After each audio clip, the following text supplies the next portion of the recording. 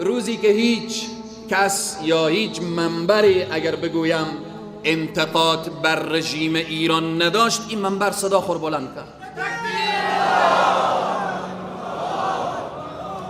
به روزی که بالاخره از این منبر ارتباط به رژیم ایران، ارتباط به رژیم آخوندی ایران نقدی که داشت، فکر نمی کنم که جای دیگری اگر صدا هم بلند شده باشه بعدها بلند شده. الله سبحانه و تعالی در قرآن می فرماید یا ایها الذین آمنوا كونوا قوامین لله شهداء بالقسط ولا يجرمنكم شنآن قوم على الا تعدلوا اعدلوا هو اقرب للتقوى. این آیه مبارکه خلاصش اینه که یک روزی نشه ای اهل ایمان که دشمنی شما با دشمن شما را از چی؟ شما را از عدالت باز بداره. اگر یک روز دشمن شما هم به مقابل شما روبرو شد که به حق بود، باید شما با او با عدالت برخورد کنید. نگویید که این دشمنه، برو فرصت خوبی به دست آماده و فرق سر از این بکن. همیشه باید یک مؤمن، یک مسلمان حرف حق و عدالت را مطرح بسازه. همه ما خوب میدانیم حکومت ایران موقفش، سیاستش به دنیا واضح و مشخص. اهل سنت ایران وضعیت اینا چگونه هست؟ شما میگیم مهاجرین افغان به اونجی به تکلیفه، مگر اهل سنتی که ایرانی الاصل هستن داخل ایران راحتن؟ در اکثریت شهرها در ایران اهل سنت مسجد ندارن.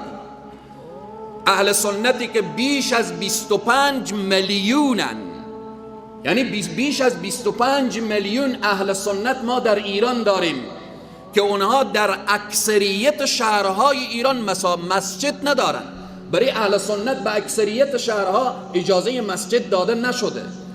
خب شما چی توقع دارید؟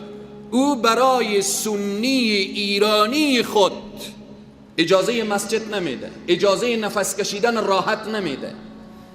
میخوایی که این مهاجرینی که غیر قانونی رفتن به کشورش پیش روی اینا فرش سرخ پهن کنه؟ توقع هم از خود حد داره. میخواییم چه کار باید بشه؟ از اهل سنت به تهرانی که با او جمعیت بزرگ یک مسجد از اهل سنت نیست. همین شبها نماز تراویح در اکثر شهرهای ایران اهل سنت به دزدی نماز تراویح میخوانند. به اینه که مساجد تخریب نشد، مسجد شیخ فیض شهید نشد، مساجد یکی پی از دیگری تخریب نمیشه، علما یکی پی از دیگری به نامهای مختلف شهید نشد. پس به این عزیزان و بزرگواران حالا میایم کم دامن وسیع‌تر. اهل سنت و جماعت ایران بازم یک طرف، الان هزاران شهروند ایرانی که خارج از ایرانه آماده به کشور خود نمیتانه. چرا نمیتانه؟ چرا ایرانی باشه داخل ایران نشه؟ خب پس معلومه که در اینجا مسئله بحثیه که حالت دیکتاتوری، حالت بالاخره خفقان و بر سر از اون ملت ایران، ملت شریف ایرانی که چی در داخل ایران چی در خارج از ایران الان درد میکشن، خودنا درد میکشن. پس بناهن عزیزان و بزرگواران حرفم این هست، ظلم و ستمی که برای افغانها در ایران شده یا میشه، اولا در فضای مجازی که پخش میشه ما باید غور و بررسی داشته باشیم آیا این حقیقت داره یا نداره. یک. دوم، آیا دست دشمنا کار میکنه مثل که روسیه و اوکراین به جان همدیگر افتادن، ملت اوکراین رو به خاک و خون کشیدن؟ چی باشه که امروز شاید دست آمریکا چون از این منطقه قطع شد بیای ملت افغانستان و ملت ایران رو به جان همدیگر بندازه و این دو سرزمین پس به خاک و خون بکشانه. قرآن میگه ولا یجرمنکم شنآن قوم علی الا تعدلوا اعدلوا هو اقرب للتقوى. اگر دشمن شما هم با او روبرو میشوید شما عدالت را فراموش نکنید. بعضی دوستا گفتن شما چرا صدای خود را بلند نکردید در این روزها؟ عزیزان من، صدا زمان بلند میشه که ما دیگه مرجعی نداشته باشیم. الحمدلله حکومت اسلامی داریم. وقتی من در فضای مجازی ظلم و ستم بعضی و عده از ایرانی های از خدا بیخبر نسبت به افغان ها دیدم، بعضی، نه همه ایرانی ها، بعضی، اولین کسی که شاید من فکر میکنم که خبر به دفتر مشرتابه به شخص جناب امیر المؤمنین حفظه الله رسانده باشه از این مرجع بوده. خبر به امیر المؤمنین رسیده و بعداً با بزرگان مرکز خودم شخصا صحبت کردم، همراه مجاهد صاحب صحبت کردم و بعداً بزرگان سفیر ایران را خواستن، با او صحبت کردن و بعداً وزیر خارجه من و شما با وزیر خارجه ایران در تماس میشه، صحبت میشه و این قضایا در حال حل.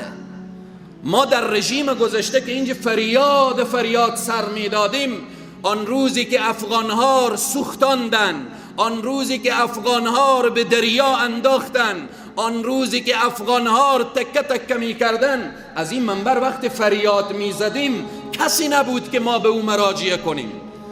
ملت شریف افغانستان امروز الحمدلله حاکمیت دلسوز و رهبریت دلسوز داریم.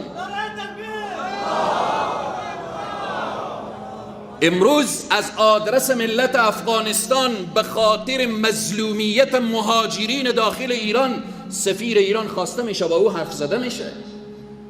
امروز باید ما از راه گفتگو قضیه را فیصله بکنیم. این که بعضی برادرها میگن شما چرا بالاخره از طریق منبر و اینها اشاره نکردید؟ ما حرف خود را اول به مسئولین میرسانیم. الحمدلله امروز مسئولین دلسوز، غمخوار، امروز در سرزمین من و شما حاکمیت به حکومت اسلامی، پس به اینه که ما باید قضایا رو به گفتگو حل بکنیم و الحمدلله امروز میبینیم رو به حلم هست. سفیر ایران حاضر میشه به تلویزیون و بعد مطرح میکنه قضایار و کل این قضایار میگه 5 میلیون افغان در ایران هست، در بین 5 میلیون خب این تعدادی که غیر قانونی رفتن در یک جای تخلفی میکنن، خب با اونا برخورد میشه، قانونی برخورد میشه و کسی حقم داره که قانونی برخورد بکنه. من میخوام این حرف رو بگم برای مهاجرین عزیزی که وطن خود را ترک کردن و رفتن به پشت مرزها با ذلت و خواری زندگی میکنن. میخوام برای اونها بگم همین مرزهای امروزی که تعیین شده اینا به خاطر چی هست؟ خب حالا یا خوب یا بد، یا شایسته یا ناشایست، مرزهای تعیین شده، جغرافیای گفته شده که ای افغانستان، ای ایران، ای پاکستان، ای فلان، ای فلانستان و اینهای. خب اگر کسی به دیوار خانه من و تو هم غیر قانونی بالا بشه چه کار میکنی؟ کشوری قانونی ویزه میده، نه تنها به ایران، نه تنها به پاکستان، به هر سرزمینی که میری قانونی برو، قانونی داخل بشو، ویزه بگیر، پاسپورت بگیر، ببین برای تو کی بی حرمتی میکنه. آیا به یک نفری که پاسپورت داشته قانونی داخل شده آیا برای بی حرمتی شده؟ آیا بی عزتی شده؟ خب بیای مطرح کنه که از گریبان سفیر انسان بگیره و بکشانه که ویزه دادی، با عزت و حرمت از او پذیرایی بکن. دو تا پیام دارم. پیام اول من اینه که برای ملت الحمدلله حکومت اسلامی داریم، از رای مجرای قانونی گفتگو میشه، گوش به فرمان امرای خود هستیم. اگر همین لحظه امرای ما دستور بدن حرکت میکنیم رو به طرف آزادی تمام دنیا، نه تنها یک شهر و یک کشور. اما اطیع الله و اطیع الرسول و اولی الامر منکم، این فراموش نکنیم، اطاعت از الله و رسول و اطاعت از اولی الامر. نکته دوم برای سفیر ایران هست، برای مسئولین ایران هست، اینه که ظلم و ستم را کنار بگذارید. چراغ ظلم ظالم تا دم محشر نمی سوزد، اگر سوزد شبی والله شب دیگر نمی سوزد. اتق دعوت المظلوم. اگر 10 تا افغان بیعقل و ساده به اونجی جرم و جنایتی کرده، شما حق ندارید او کارگر مسکینی که به خاطر لقمه نان رفته شما او را شما او را آزار و اذیت بکنید، فرزندش را، ناموسش را، طفلش را، این حق برای شما نیست. اتق دعوت المظلوم، بترسید از دعای مظلوم، بترسید. فقاره چون بلند شود آخر سرنگون میشه. پس به این برای مسئولین ایران میگم، مهاجرینی که غیر قانونی هن، وقتی اونها را دستگیر میکنید برخورد انسانی داشته باشید، برخورد انسانی. حالا اگر مسئله اسلامی مد نظر نمیگیرید، برخورد انسانی داشته باشید. اونها را احترامانه بیاورید سر مرز و کشورشان تسلیم کنید. نکته دوم برای سفیر ایران میگویم.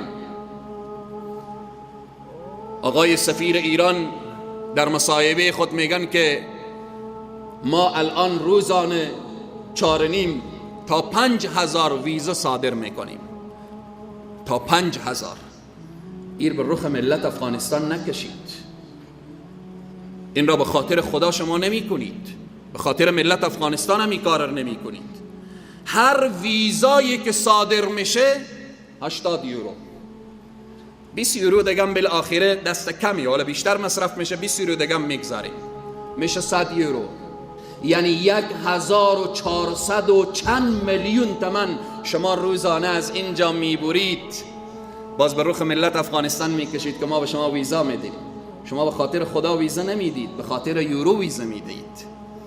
این را باید مد نظر داشته باشید. من از بزرگان امارت اسلامی این را میطلبم که این را باید مد نظر داشته باشند. هر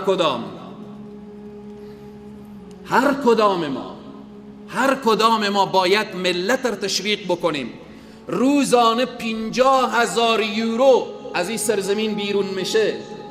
این به ضرر ملت نیست، این به ضرر این سرزمین نیست، این به ضرر بالاخره ما باید با طعنه همسایه های نامهربان را بکشیم. ما باید طعنه همسایه‌ای که روزانه در او سرزمین به اصحاب پیامبر توهین میشه، به ام المؤمنین عایشه صدیقه طیبه طاهره توهین میشه، ما باید این در بکشیم. ما باید این سرمایه را انتقال بدیم. به اینه که رژیم غدار آخوندی رژیمی نیست که ما بیاییم از این توقع داشته باشیم. اشتباه است که تو توقع داری که در ایران غیر قانونی بری و برای تو احترام بشه. به اونهایی که میگم اهل ایرانن، شهروند ایرانن، از زمره بالاخره خود ایرانیان، به داخل کشور به تکلیفن، بیرون از کشور هم ایرانی هایی که وارد ایران شده نمیتوانند. بناهن برگردید از تمام مهاجرینی که اونجا زندگی میکنن، برگردید والله العظیم به اونجا به پیش برق و گاز و به اینها نشسته اید. بیایید در کشور خود چراغ موشک یک بالاخره شمعی روشن کنید، در کنار شمع بنشینید، در تاریکی بنشینید، نان خشک بخورید. خیلی با عزت‌تر و با آبروتر و با شرفتر است. الله سبحانه و تعالی همه مهاجرینی که در تمام دنیا سرگردانن، الله سبحانه و تعالی اونها را به کشورشان، به افغانستان عزیز صحیح و سالم برگرداند. از تمام مهاجرینی که در تمام دنیا در اکثر کشورها اونها قرار دارن، این را می طلبم که کشور شما الحمدلله فتح آماد، پیروزی آماد، کامیابی آماد، امنیت آماده. بیایید کشور خود را بسازید، بیایید کشور خود را آباد کنید، بیایید سرزمین خود را بسازید، بیایید در داخل کشور خود با عزت و با آبرو بیایید زندگی کنید. همین ایرانی که من و شما روزانه میگیم نزدیک به 5,000 انسان میره، شما پرسان کنید همین هایی که در ایران زندگی میکنن صدا اذان رو میشنون؟ صدا اذان اهل سنت بلند میشه؟ در اکثریت شهرها مسجد هست. شما کجا میخواهید بروید؟ طعنه چی کسانی شما قبول میکنید؟ شاید بعضی از برادرها بگن که این ملا بالاخره از شکم سیر خود گپ میزنه. برادر عزیز و گرامی، هیچ کس از گرسنگی نمرده، هیچ کس. قبرستانها رو شما بروید نگاه کنید، آیا یک نفر سر قبری نشسته که این فلانی از گرسنگی مرده؟ چقدر جوانان ما به ایران رفتن معتاد برگشتن، چقدر جوانان ما داخل چاها مردن، چقدر جوانان ما از سر خوازه ها افتادن، چقدر به جوانان ما بی‌حرمتی شده، چقدر به ناموس این سرزمین در مسیر راه رفتن و اینها بی‌حرمتی و حد که حرمت شده. به این عزیزان من بیاییم با عزت زندگی بکنیم. امروز پرچم کشور من و شما، پرچم حکومت اسلامی در کنار مسجد الاقصی بلند میشه. مسجد الاقصی پرچم لا اله الا الله را بلند میکنن و از ملت افغانستان میخواهند که شما ملت شجاع هستید، قهرمان هستید، شما امروز قهرمانی خود را به دنیا ثابت کردید. ما ملتی نیستیم که بالاخره بریم طعنه های این و اون رو بپذیریم و قبول کنیم. ما ملتی نیستیم که به خاطر یک ویزه بیایم بالاخره ده ها توهین به اصحاب رسول الله بشنویم و سر پایین بندازیم. والله العظیم این را قسم یاد می کنم که اگر همین لحظه بزرگان امارت اسلامی اجازه بدن مجاهدین جان بر کف تمام دنیا را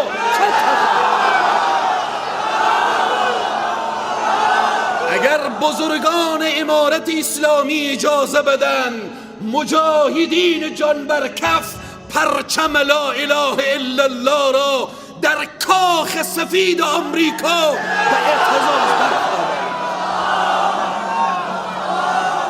ما ملتی نیستیم که کسی بیایه به ما طعنه بده، ما ملتی نیستیم که کسی بیایه فرزند ما را به بوکس بزنه و او را خفک بکنه، ما ملتی نیستیم که کسی بیایه به ناموس این سرزمین کوچکترین حرف مطرح بکنه. برای تمام کشورهایی که مهاجرین افغان در اونجا هست این را میگویم که به مهاجرین بی‌حرمتی نکنید، به مهاجرین بی‌حرمتی نکنید که ملت افغانستان اگر صبر و حوصله‌اش از سر رفت همه میدانید که با 40 کشور کفری دنیا با تمام دندان مسلح در مقابل اونها ایستاده شد، در مقابل اونها رسمید. این کلیپ هایی که در فضای مجازی اینهایی که چی از گذشته و چی جدید اینها دیدنش قابل تحمل نیست. درسته او غیر قانونی رفته، اشتباه کرده، مجبور بوده، جو و شرایط و فضا حالا دانسته یا ندانسته و 1 نفر 2 نفر 10 نفر جرم میکنه، اما تو کل مردم کارگر و ضعیف و بیچاره رو بگیر و بالاخره شکنجه کن، داخل یک خانه بندان، آب بده، نان بده و بالاخره اونها را مثل یک حیوان داخل یک قبل قرار بده و اونها را شکنجه جسمی و روحی داشته باش. همه مسلمان ها انما المؤمنون اخوه، در کنار از ما همه افغانیم، اول مسلمانیم و افغانیم. به او خدای محمد قسم، به او خدای محمد قسم، به او ذاتی که من و شما را آفریده که جمعه و ماه مبارک رمضانه، اگر بدانم که به دختر افغان و به دختر مسلمان در شرق و یا غرب بی حرمتی بشه، ای جان فدای عزت و عفت دختر مسلمان هست. الله سبحانه و تعالی کشور عزیز ما را همانطوری که امن و امنیت آورده همه مشکلاتش را و سایر مشکلاتش را برطرف بسازه و مهاجرین افغان از تمام دنیا، از هجرت و از غربت و از اینها خلاص بشن، برگردن، بیاییم همه ما در کنار همدیگر کشور خود، سرزمین خود آباد